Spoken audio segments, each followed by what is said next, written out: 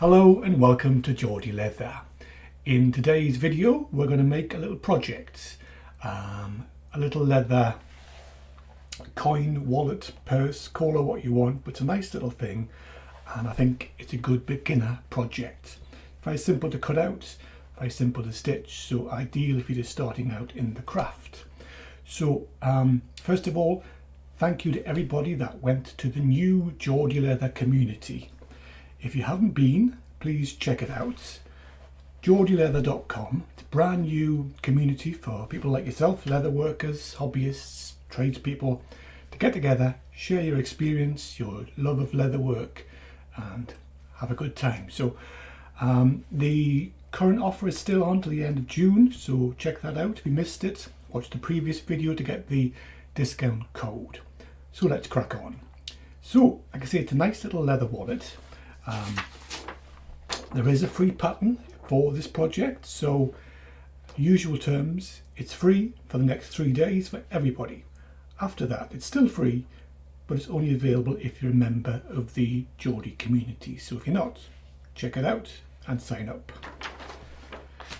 I'm going to use a cutting die because I just happen to have a cutting die for this particular product. So we'll cut out the leather, we'll get it marked up, stitch it, dye it, put the hardware on, and that's basically it. It's a very simple project, something you can do in probably less than an hour. So let's start by cutting out the leather. The leather I'm going to use, you've got a choice basically. You could use some very thin veg tan or some goat skin or some other thin leather, ideally less than 1 millimeter, because if it's too thick it'll be a very chunky, stiff product in your pocket, which you don't really want. So you want to keep the leather as thin and as flexible as possible, because this is a folding project, so it needs to fold in on itself. If you use a thick leather it just won't fold very easily, so less than 1 millimeter is ideal. Thin veg tan, goat skin, or a combination of the both. So let's start by getting some leather. So like I say, you've got a choice really of using some veg tan. See, this is about 1.8. It's a little bit too thick, so what I'm going to use is some goat skin, which is about 8.8 mil. Very flexible but also very strong, so ideal for this sort of project. So we'll get some leather, we'll go across to the die press and we'll cut out the shape. Let's do that now. Okay, so we're over here. So as you can see, I've got a piece of goat skin here, so I'm going to put that on the plastic base of the die press, and I'll put my die on top. Again, always try and find the best position on your piece of leather, avoid any marks or imperfections if you can, but that's basically where I want this to be. So we'll put it under our press, and it's basically multiple presses in multiple locations.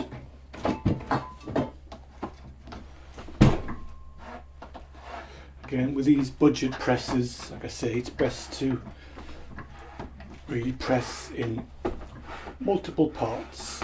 Turn your die around, so you're really making sure that it's cutting cleanly everywhere, and hopefully that'll do the trick. So we'll take off the die, and there we see a nice clean cut. So I'll just push out.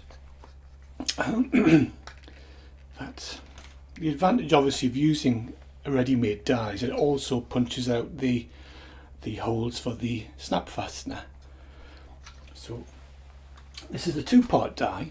It comes with another smaller piece,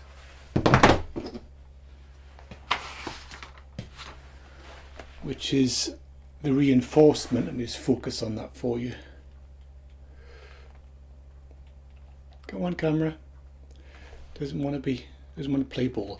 Anyway, that's the smaller piece, which you'll see a bit later in the video. It reinforces the area around the snap fastener. So I'll just use a smaller offcut of the same leather. Just put that where it needs to go. Back in the press.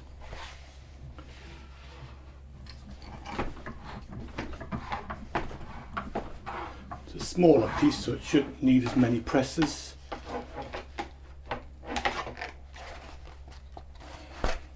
And there we go, nicely cut out again.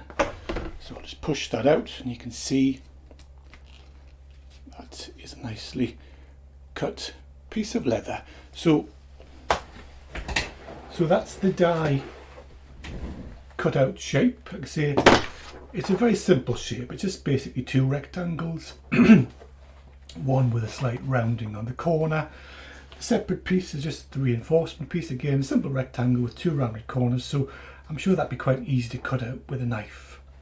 So again, download the pattern and crack on. But if you want to get the die, I'll put a link to it in the website like I usually do under the YouTube video.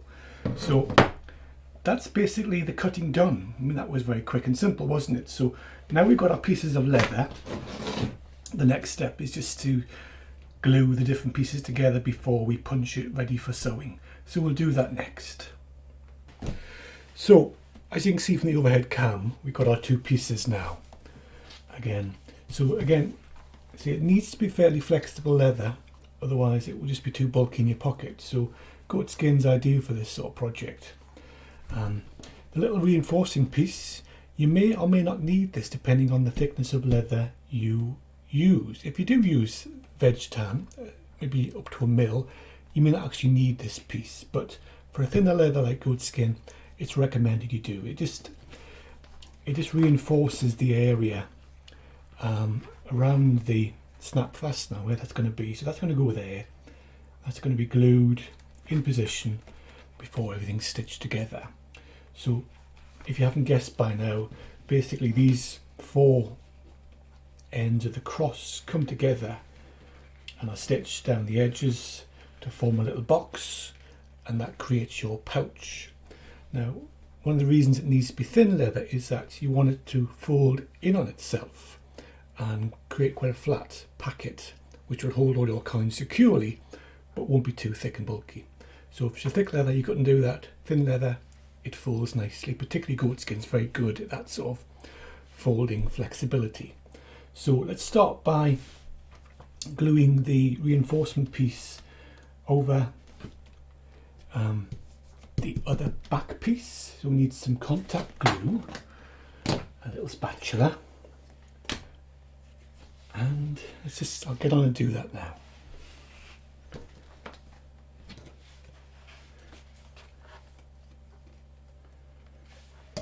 Now, just so I know roughly where the edge of this is going to be, I'm going to line it up nicely, like so. My head blocking the overhead shot as usual. Got a big head, you know. And just take a pencil, just a very light line. Obviously you can see it, might help. Along there. And that gives us a rough indication of where we can glue up to without getting into the area that's going to be seen. So again, with contact adhesive, a little bit of glue on both sides, and just spread that out. Make sure you get right up to the edge. Doesn't need to be thick, just a thin layer is ideal. So use your pencil line as a guide, but to get to the edge, because you want the edges to be well stuck so there's no risk of them separating. So let's do that for both pieces. Again, avoid getting glue on the dress surface of the leather.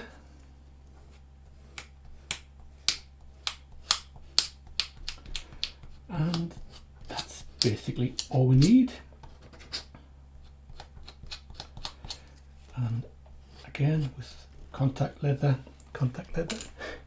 adhesive, if you do get any in the surface, it's not a problem, just give it a few seconds and then it'll rub off with your finger. So while I'm waiting for those to go a little bit tacky, scoop up those little bits of excess glue and I'll rub those off. You know, I get so many comments, why is your bench so clean and tidy?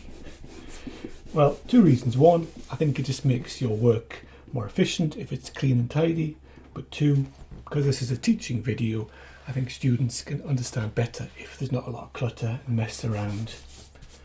So it doesn't take very long. I'm going to just quickly rub that little bit of glue off that's oozed through the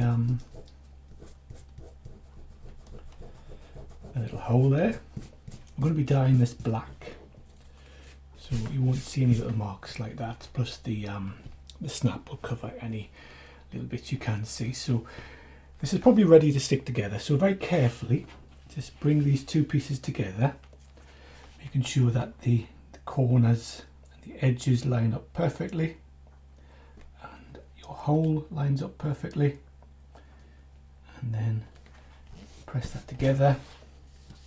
If you want to use a bone folder or other tool just to give it a bit of a press down, make sure everything's well stuck. Should be fine. So again, rub off any little bits of glue that may have got through. Like so.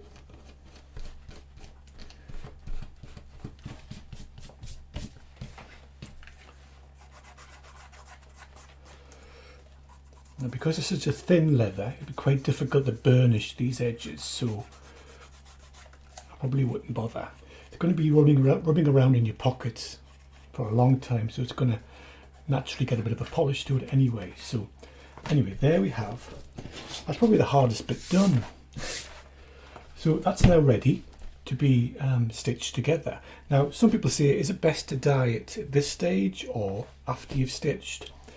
It always depends on the project, I think. It would be physically easier to apply the dye now, but I'm going to use a natural coloured thread which will take the colour of the dye anyway. So if you're using a contrasting thread, it's obviously best to dye the project before you stitch it, so the thread isn't coloured by the dye, but this whole thing is going to be black, so including the thread, so it makes no difference. So I think it's actually, in this case, it's easier to assemble it and then dye the whole thing, dyeing over the thread as well. So I'm going to give that a few minutes just to settle, for the glue to stiffen, harden a little bit, and then we'll get ready to stitch. So again, me, daft bugger that I am, I forgot about gluing the edges, so we'll do that now. So as you can probably see, you may have worked out now that these little L-shaped edges here are going to come together to form the box. So that's going to be folded here. So we need to glue down here and stitch.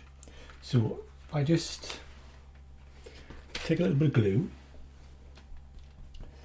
so it's this edge here and this edge here on all 4 corners will be stuck together. So just to help with the stitching, it's always useful just to put a little bit of glue just there on both sides. Not too much, just enough to hold things in place.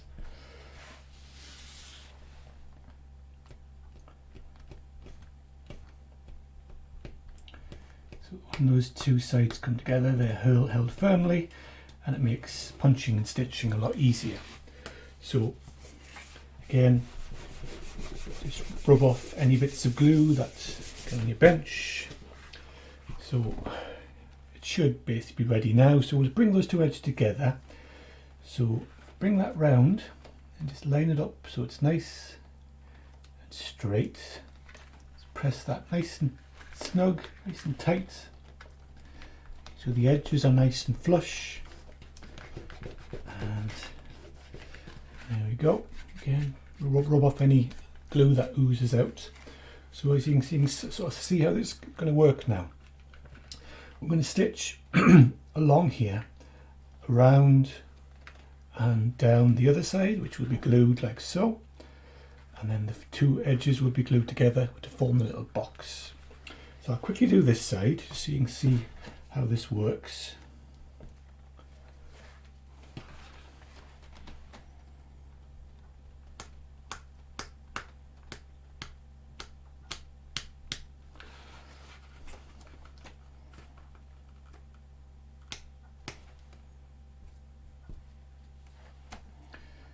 There's all sorts of fancy tools you can get for applying glue, little steel spatulas and things, but you know what I use most often is just a little lolly stick.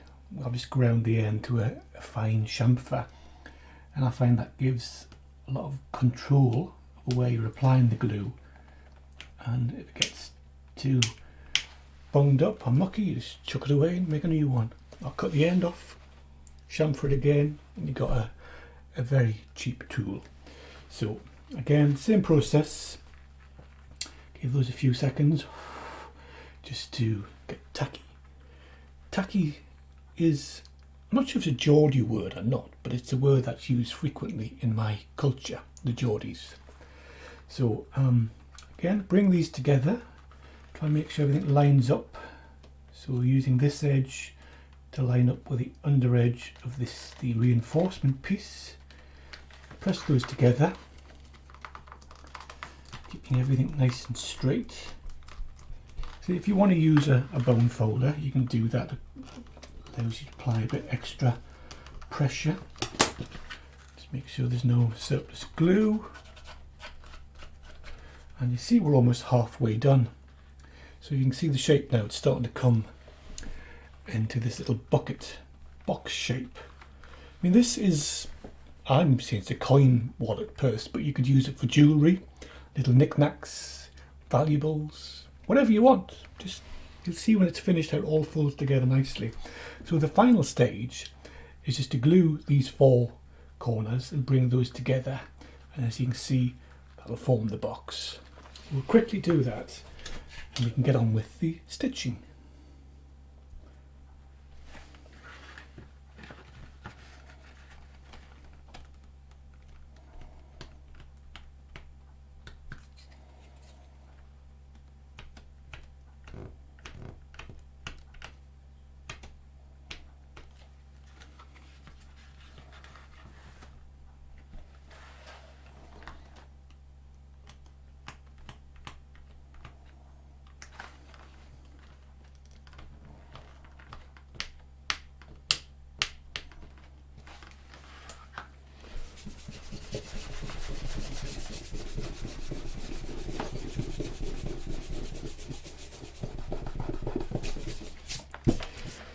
Right, so the final bringing together of these corners.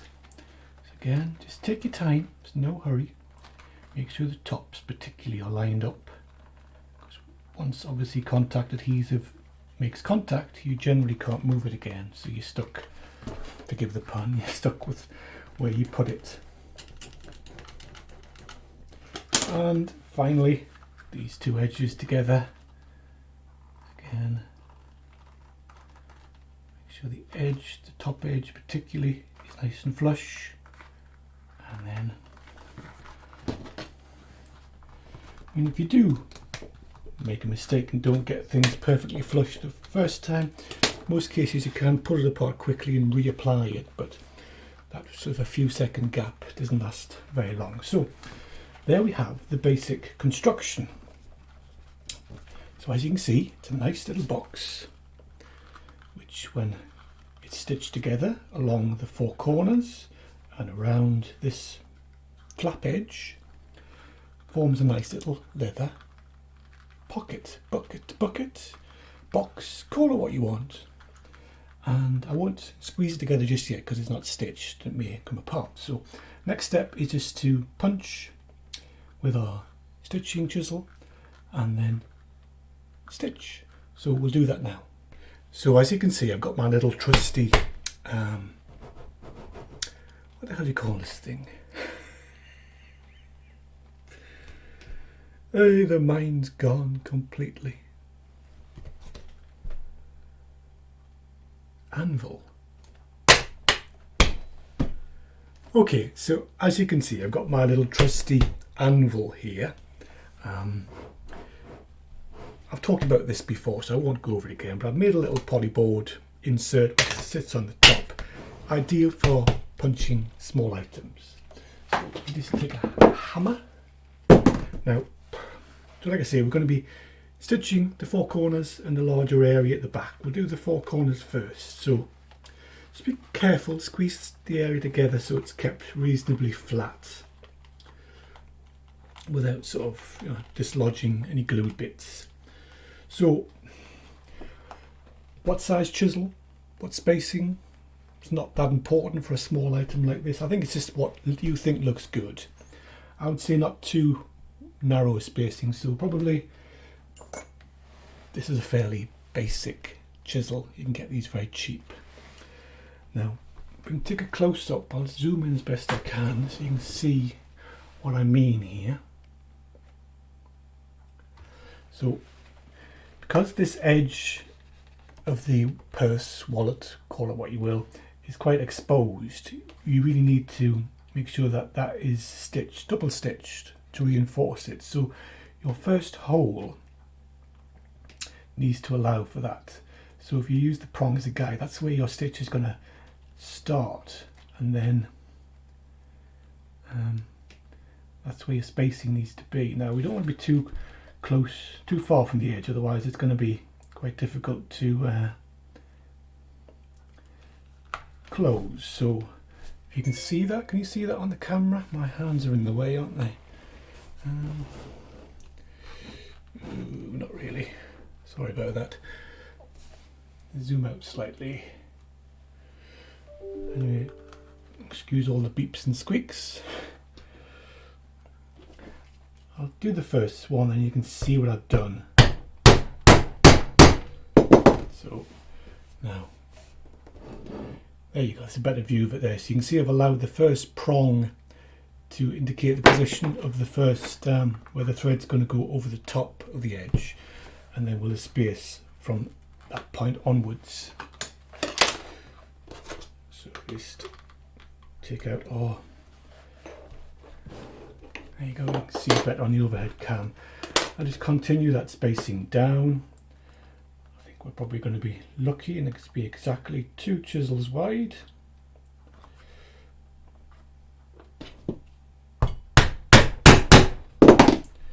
So there we go.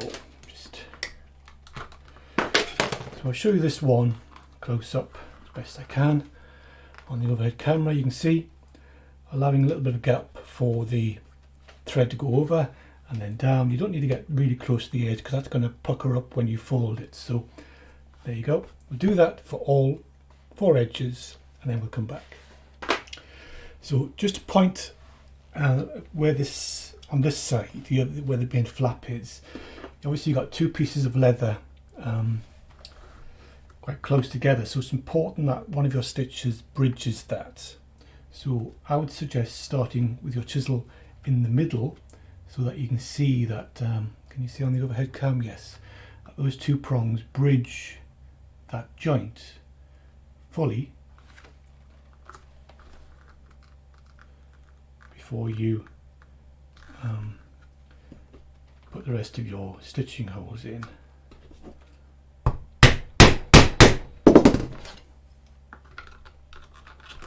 And let's continue down.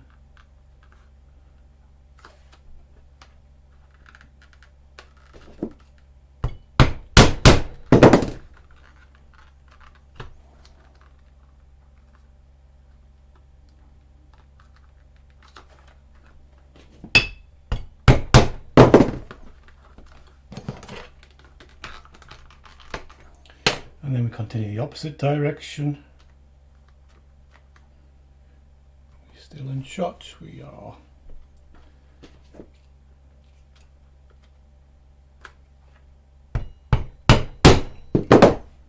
When you get to the corner, obviously this wide chisel can't get round that easy, so take a single chisel or a double chisel when you get to the point where you need.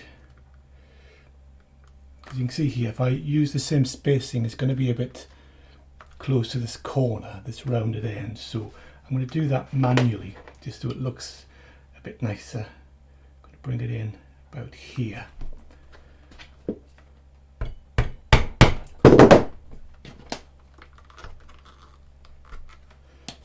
then we just continue around.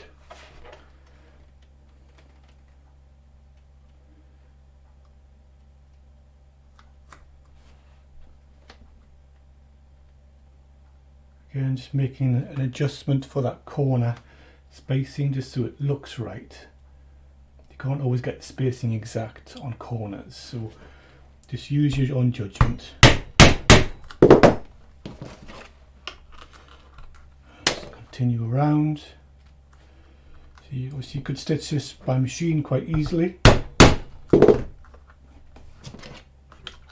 I normally would, but I'm doing it by hand just so, as most of my audience are beginners and won't have a machine.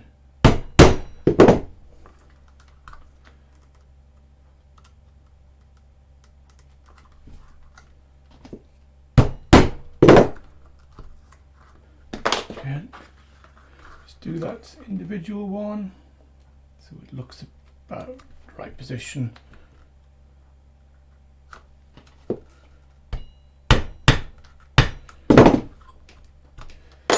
And then just finish off again, making sure that you're going to get a stitch crossing that gap evenly.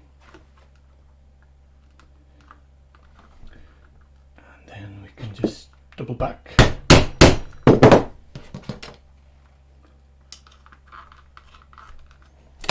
Until we get right next back to where we want to be. So it's difficult to talk and do this stuff at the same time. So if I blabber on, just ignore me and just watch what I'm doing, I think. Okay, nearly done. Back to the end.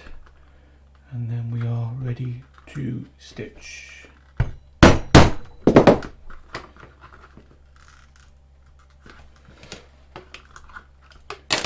Maybe just one extra, yeah, one extra hole I think. So there we have it. That is all of the stitching holes ready.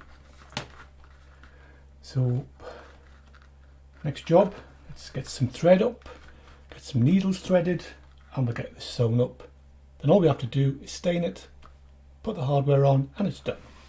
Okay, we're all set up, as you can see, with a close-up camera to do the stitching bit. So you can see with my overhead cam, I'm just going to be using a natural coloured thread, which will take the dye very easily. So I've already pre-threaded my needle and thread. If you forget how to do that, check out the earlier videos. So I'm going to use my stitching pony, so here it is. Giddy up, giddy up, giddy up, giddy up, giddy up, giddy up, giddy up, giddy up. Anyway, stitching pony. So we'll take our little, what would you call it? Purse? Wallet? Anyway, put it in our stitching pony. I'll just do the one corner, and just to give you an idea.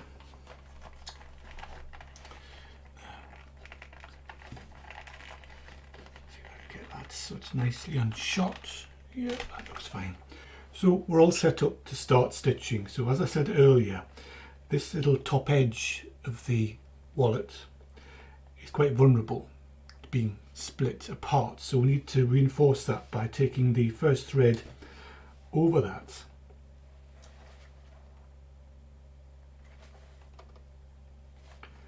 As you can see that little loop of thread. Now it's going to wrap around those two edges and create that little loop. So we're going to do the same with the other thread.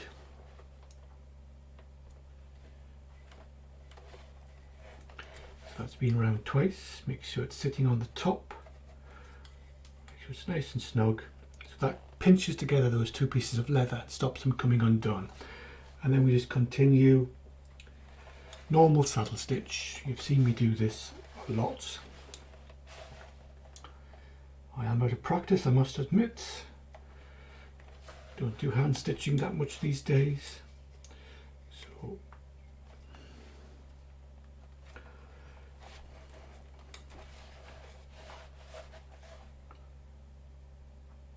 anyway, I don't think you need to watch me do this. You've seen me do it a lot, so I'll probably come back once I've finished all the stitching and you can see the final product before we do the finishing off. So until then, see you later.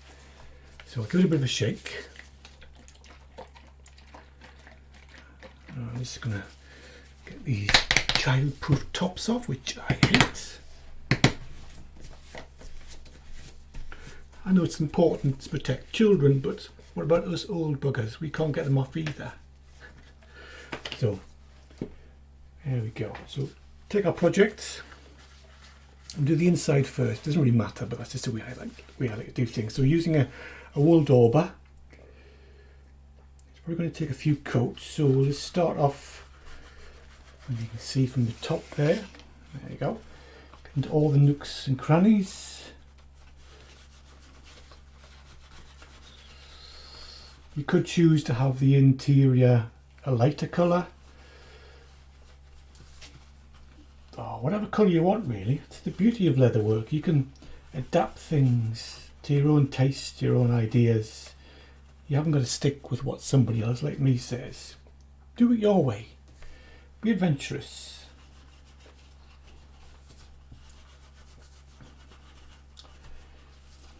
So like I say, just spread it round. It's going to take a while, so we'll come back once I've finished.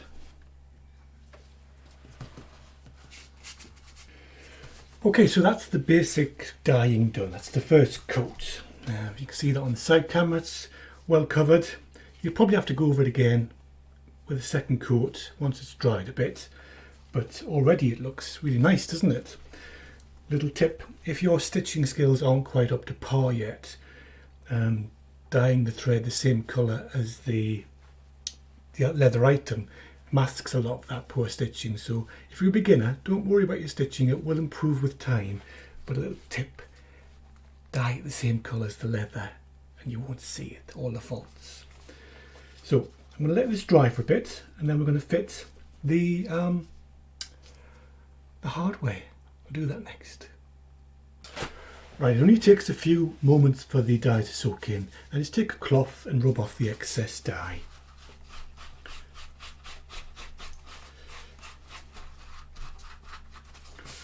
But already I think you can see that's looking really nice. It's a very simple project, ideal for beginners, so if you're just starting out in leatherwork, this is something you can do very easily. It's a bit floppy, this leather, so it's a bit difficult to polish. But we'll get there. You can see it's got a nice sheen already. So that just takes off the excess dye, and we'll do the inside as well, so we're not getting our fingers black when we come to do the hardware. Ideally you want to let it dry overnight and then give it a good buff with a cloth or with a shoe brush, and that'll bring up a nice shine. If you want it to last a bit longer, you can apply some sort of finish, maybe Canubra cream or any sort of wax type finishing would look good. So let's get rid of these gloves, because I don't like wearing gloves personally. And we'll just put that to one side. So it's a little bit wet still, but you can see on the side camera, isn't that nice? A nice little box. Now, so it folds up, these push in, and the top flap comes down, and the press stud holds it together. So we'll do the press stud next. So let's get some press studs, Snap Fasteners. I'm going to use, again, the colour is entirely up to you. I'm going to use, I think,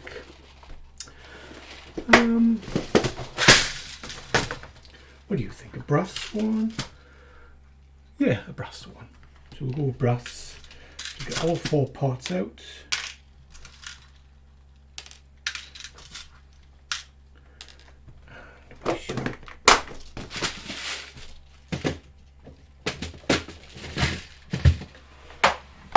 Just checking I'm actually recording, because sometimes I sit here for ages making a video and then realise I haven't pressed the record button. So the joys of YouTube. So I've shown you how to fit this hardware before, but I'll do it quickly again. Okay, so just to recap, in case you're not familiar with the process, to fit snap fasteners you need basically 3 tools: the base plate, the pin setting tool, and the other tool. I'm not sure what that's called actually, but we use those 3 to fit the 4 bits of hardware. So we'll do the top snap bit first. So the dress side of the snap goes into the corresponding dimple in the base plate. These are 12.5mm snaps, so I'll use that position. Put our product over and put I've got the wrong piece out. I need to get that again. Got 2 bits the same for some reason. The bit I need, the little spring clip.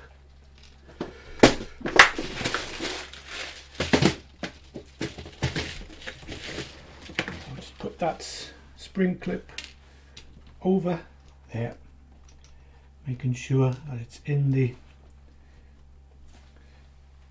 hasn't moved, make sure it's in there.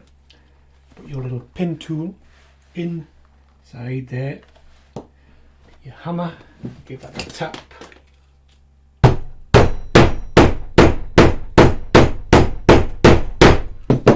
there we go. That's the snap side of it done. So the other side, the post and the little snub, as I call it, comes in from the back, and the little post snub goes on the top. I'm going to use the end of my anvil here because it's a bit tricky. Let's zoom out slightly so you can see better. Just to get that in there, and using the other tool with a dimple in, that fits over the little snub, as I call it, the button. Again, tap that.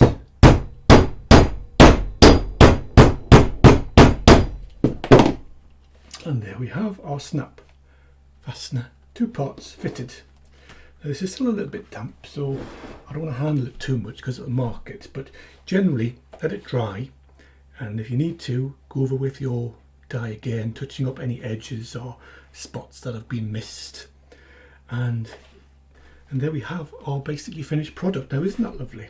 It's a nice little box, foldy up box, which you can keep coins in, jewellery, earrings, whatever, little valuable knickknacks, and then you just fold it up. I use it for coins because it folds up neatly, and you just press the snap together, and there we have a nice little coin wallet. Isn't that lovely? It fits in your pocket, stops you making lots of holes in your trousers. I'm always getting nagged about that.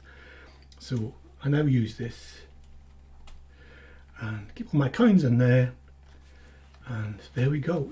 A very simple project, ideal for beginners. So if you are new to the craft, this is a good starter project. So again, if you haven't already been, please check out geordieleather.com. It's got a brand new community. We are currently running a competition which is open to everybody, members, non-members, everybody. So head across, check out the competition. You can win a lifetime membership to the Geordie Leather online community. So until next time, thanks for watching. Bye bye for now.